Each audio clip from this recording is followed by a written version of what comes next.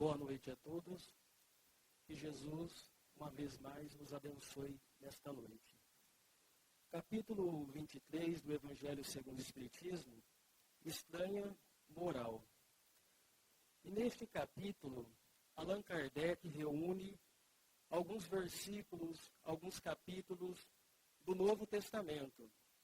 Alguns assuntos que causam certa estranheza para aquele que os lê a primeira vez.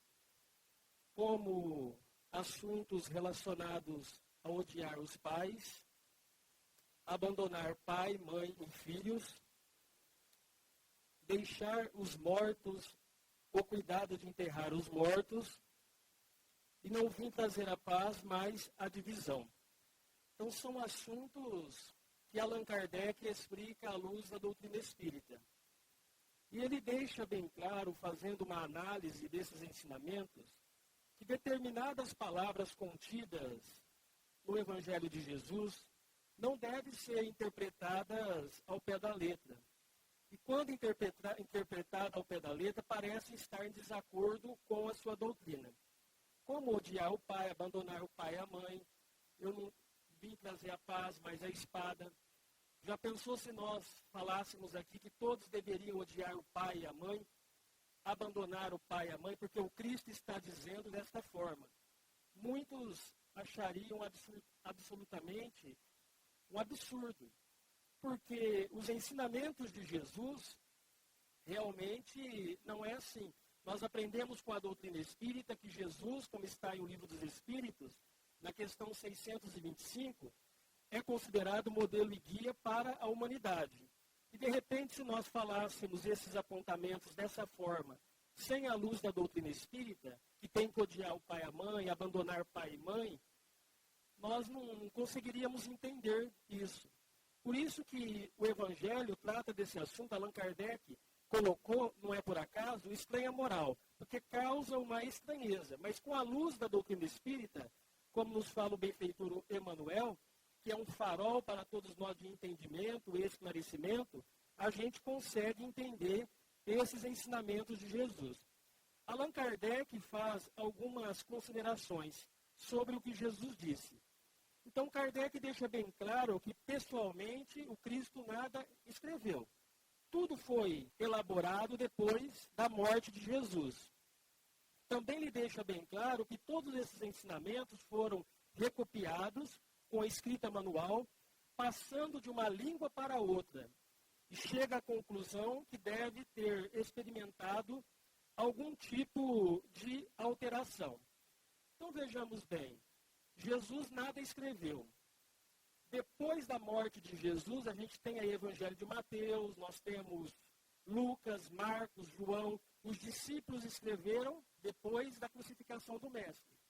Depois que Jesus retornou à pátria espiritual, vieram alguns esboços dos seus ensinamentos. Isso foi passando de mão para mão. Na época não tinha o Google, não tinha computador. Eles ouviam a mensagem e registravam em manuscritos, em seus estudos. E assim foi passando. E os copistas foram copiando, ouvindo e reproduzindo isso. Isso Kardec chega à conclusão que alguns ensinamentos de Jesus podem ter sofrido alguma adulteração, alguma alteração. Então a doutrina espírita vem nos mostrar, com a luz abençoada do entendimento, e nos esclarecer a respeito desses ensinamentos. Como esse aqui. Jesus fala assim: se alguém vem a mim e não odeia o seu pai, sua mãe, a sua mulher e seus filhos, a seus irmãos e irmãs, mesmo a sua própria vida, não pode ser meu discípulo. É um ensinamento assim que a gente vê quando olha no Evangelho, gera uma certa estranheza. Mas como entender isso? Jesus fala assim: se alguém vem a mim e não odiar o pai, mãe, mulher, filho, não odiar a si mesmo, não pode ser o meu discípulo. Completamente contra os seus ensinamentos. Aí Allan Kardec tem a humildade, porque Allan Kardec foi linguístico. Escreveu uma gramática francesa, ele falava em alemão, dava aula, discípulo de Pestalozzi, mas ele recorre no Evangelho ao senhor Pesani, um amigo pessoal dele, que era conhecedor do grego e do hebraico.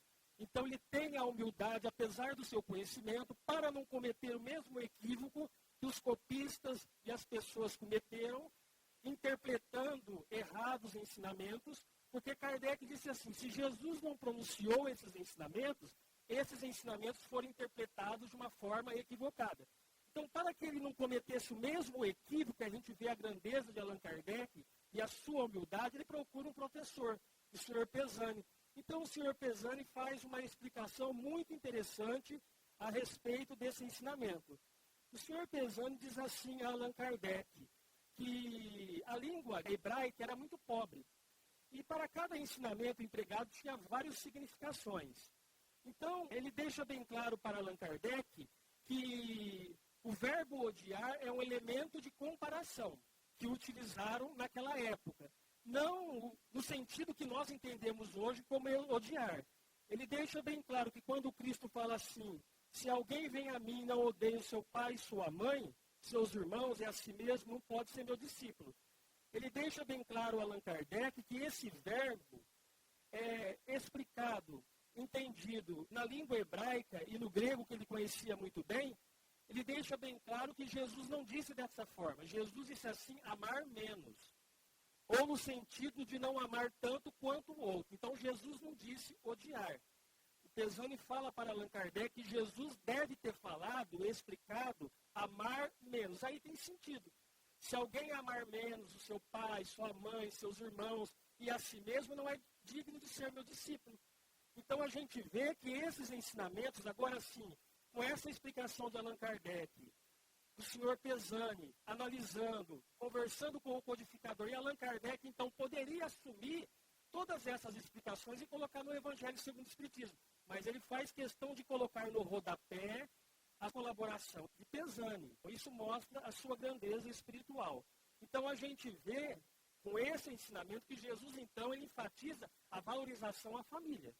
Da gente se preocupar com o nosso ente querido. Porque é um dos mandamentos que está lá nas tábuas das leis, que Moisés trouxe, honrai pai e mãe. O próprio Cristo nos dá exemplo desses ensinamentos. Na vida cotidiana, Jesus era amigável, amável com os seus familiares, visitava as pessoas, os familiares dos discípulos. Ele era uma pessoa muito amorável. Então, quando a gente olha sem o entendimento da doutrina espírita, esse ensinamento, a gente fica praticamente chocado com essa situação. Ah, mas o Cristo está mandando odiar? Não. Aí a gente vê com a doutrina espírita, ele fala de amar menos. De não amar o outro tanto quanto o outro. Ou seja, ele mostra, deixa bem claro que a gente tem que valorizar a família. Que a gente tem que se preocupar com os nossos familiares e, sobretudo, valorizar a nossa vida. Uma valorização à nossa questão íntima. Aí sim, quando a gente faz isso, a gente se torna discípulo de Jesus. Por isso que Jesus usa como elemento de comparação. Muitas vezes, esse verbo ele era usado dessa forma, mas foi interpretado de uma forma equivocada. Mas usava com esse sentido de explicar dessa forma que nós estamos falando aqui com a luz da doutrina espírita. Que a gente tem que se preocupar com os nossos familiares. Jesus não é contra a família, Jesus é a favor da família. Aí Jesus fala assim, abandonar pai, mãe e filhos. Mateus 19, 29. E aquele que houver deixado pelo meu nome a sua casa, os seus irmãos, ou as suas irmãs, ou seu pai, ou suas terras, receberá o cêntuplo de tudo isso e terá por herança a vida eterna. O outro ensinamento, se a gente não tiver como base a doutrina espírita, a gente fica praticamente perdido. Como interpretar isso? Aí a gente vai lá no Evangelho segundo o Espiritismo. Quando Jesus fala dessa forma, abandonar pai, mãe, filho e irmãos, não é rejeitar a família. Novamente, Jesus fala sobre a gente cuidar dos nossos familiares. Um outro ensinamento que está na codificação do Evangelho segundo o Espiritismo, todo esse ensinamento levado ao pé da letra, seria uma negação à doutrina de Jesus, que é a lei do amor. Então a gente tem algumas explicações que o Evangelho traz, a aplicação dessas máximas.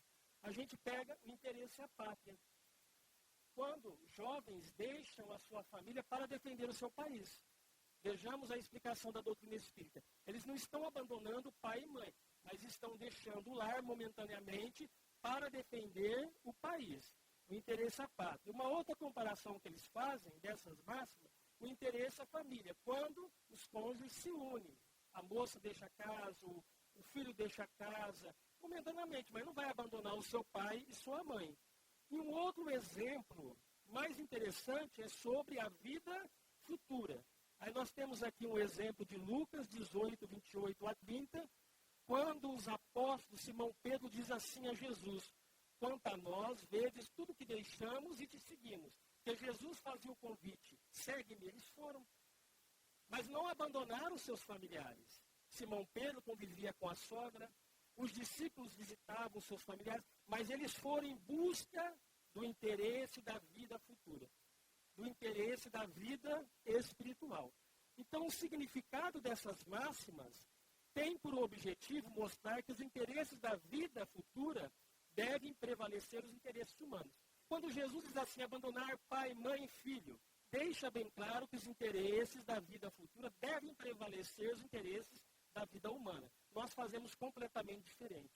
Nós valorizamos muito os interesses materiais da vida cotidiana e deixamos os ensinamentos de Cristo do lado. A gente só vai recordar dos ensinamentos de Jesus quando a dor bate na nossa porta.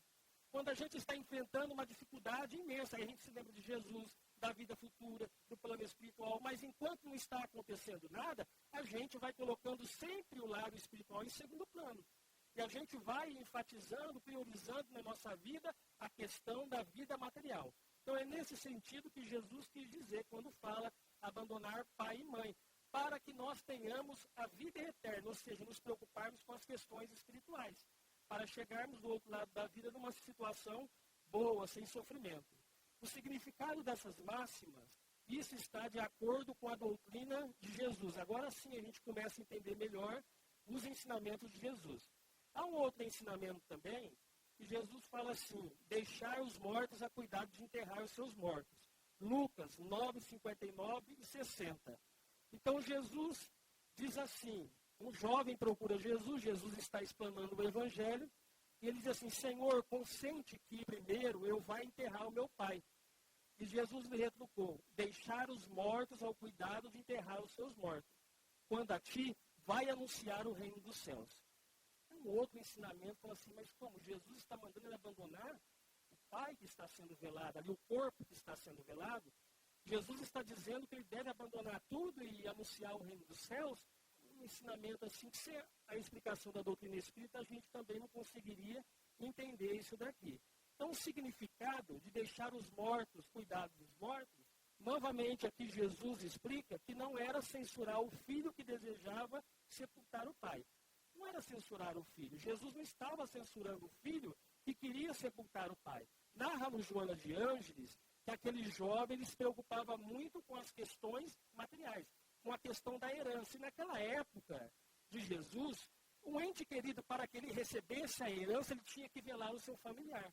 Ele tinha que ter a presença, cuidar da questão funerária, ele tinha que acompanhar tudo, para que todos vissem e para que ele recebesse a herança a qual ele estava esperando. Então, o que aconteceu? Joana de Ângeles diz assim, que ele foi procurar Jesus, Jesus viu essa questão.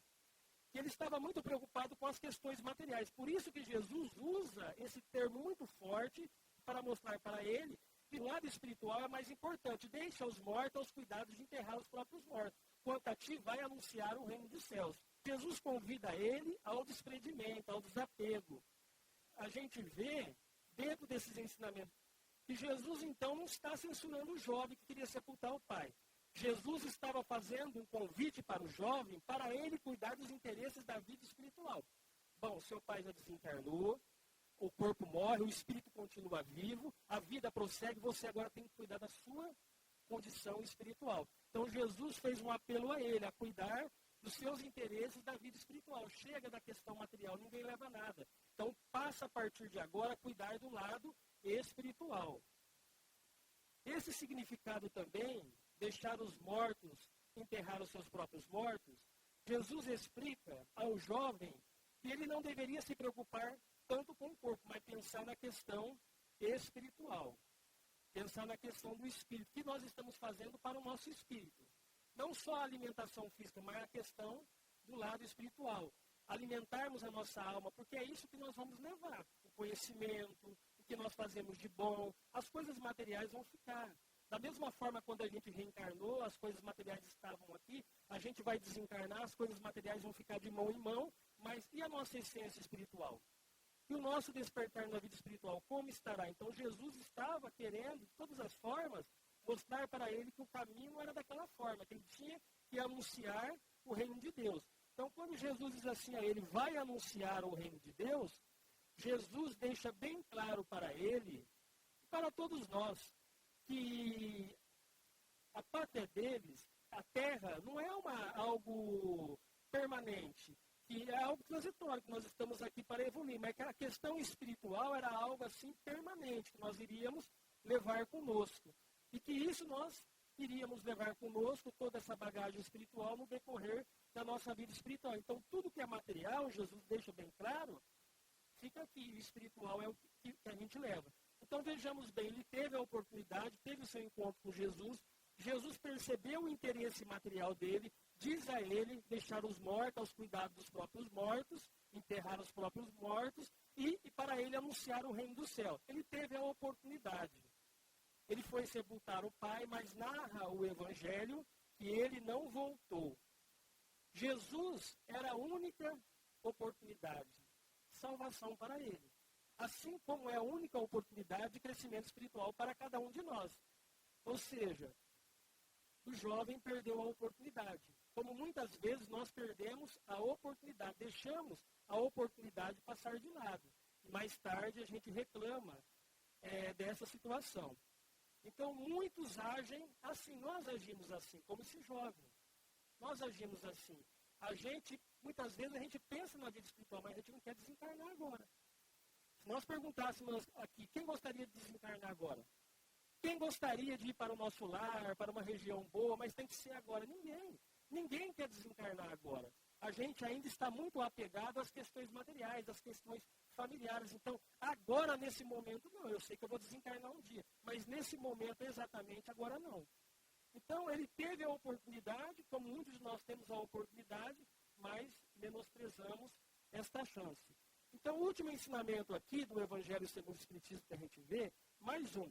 Jesus fala assim, eu não vim trazer a paz, mas a divisão. Então, ele deixa bem claro assim, eu não vim trazer paz, mas a espada. Não penseis que eu tenha vindo trazer paz à terra. Eu vim trazer divisão. Eu vim lançar fogo à terra. E o meu desejo que ele se acenda. É uma colocação de Jesus.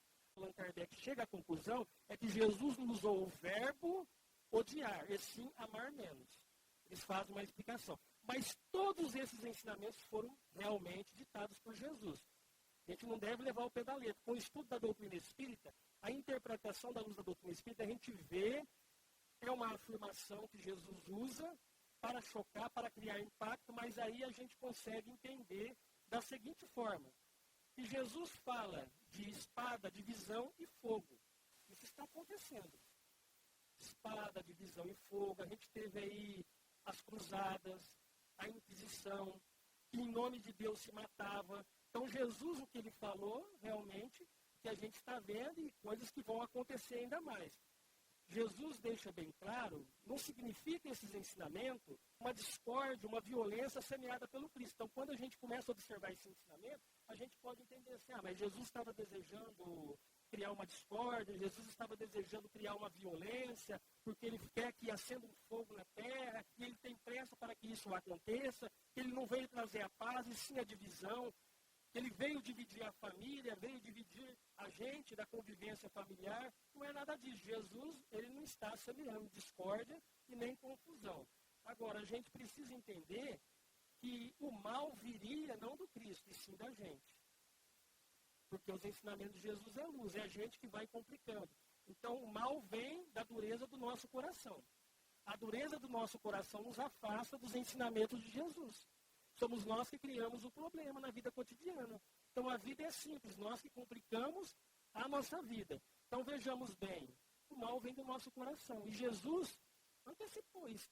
Ele sabia perfeitamente tudo o que ia acontecer com ele, o que iria acontecer no decorrer dos tempos, principalmente o equívoco dos seus ensinamentos mal interpretados, que em nome de Deus matava, que em nome de Deus levava as pessoas à fogueira, que em nome de Deus os cristãos eram devorados nas arenas, em nome do Evangelho. Que em nome de Deus eles tinham que pregar nos sepulcros escondidos para não serem mortos, crucificados em nome do Evangelho. Então, o mal vem do nosso coração e não dos ensinamentos de Jesus. E a gente aprende com a doutrina de Jesus que ele condena todo tipo de violência. A gente aprende isso com a doutrina espírita. O que nós fazemos de ruim ao outro, nós vamos colher. O que nós estamos semeando, nós vamos colher. Temos aí a lei de ação e reação, provas, expiações. A gente vê aí que se a gente estiver fazendo coisas boas, as coisas boas vão voltar em nosso benefício. Se a gente estiver fazendo coisa ruim, isso volta também em nosso benefício. Não adianta a gente fugir da lei. Uma hora a lei vai cobrar. Uma hora a lei vai nos alcançar. Às vezes a gente acha que a lei não está vendo o que nós estamos fazendo. Tudo que nós fazemos está sendo registrado minuciosamente. Isso está na nossa consciência. Livro dos Espíritos, onde está escrita as leis de Deus? Questão 621. Na consciência, os Espíritos responderam a Allan Kardec. Então Deus precisa estar 24 horas monitorando os nossos passos? Não. A nossa consciência está registrando os nossos passos. E a nossa consciência cobra. Então, uma hora, a dívida vem ao nosso encontro, cobrar o que nós estamos fazendo. Por isso que os benfeitores espirituais nos ensinam assim, sobretudo Emmanuel. O bem que nós fazemos hoje é o nosso advogado em qualquer parte que estivermos, na vida física ou na vida espiritual. A doutrina do Cristo coloca como princípio caridade, fraternidade, amor ao próximo. Isso sim é a doutrina de Jesus. Coloca como princípio caridade, você pensar na dor alheia, não ser indiferente, fraternidade e amor ao próximo. Em questão a esse ensinamento aqui de Jesus, o pensamento do Cristo, que ele veio lançar fogo à terra, para nós finalizarmos. Qual seria essa explicação?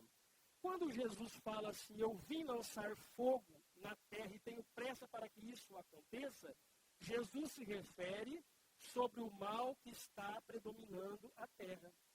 A gente acha assim, mas parece que as leis de Deus andam cochilando. Parece que Deus não está vendo, parece que o mal está prosperando, mas não está. Tudo está mudando gradativamente, aos poucos. Então vejamos bem, quando Jesus diz assim, eu vim lançar fogo à terra, ele quer dizer assim, expungi-la do mal para que a depuração seja mais rápida, como se põe fogo a um campo para destruir as ervas más. É essa a colocação de Jesus. Aqui Jesus praticamente fala dessa regeneração que o planeta Terra vai alcançar.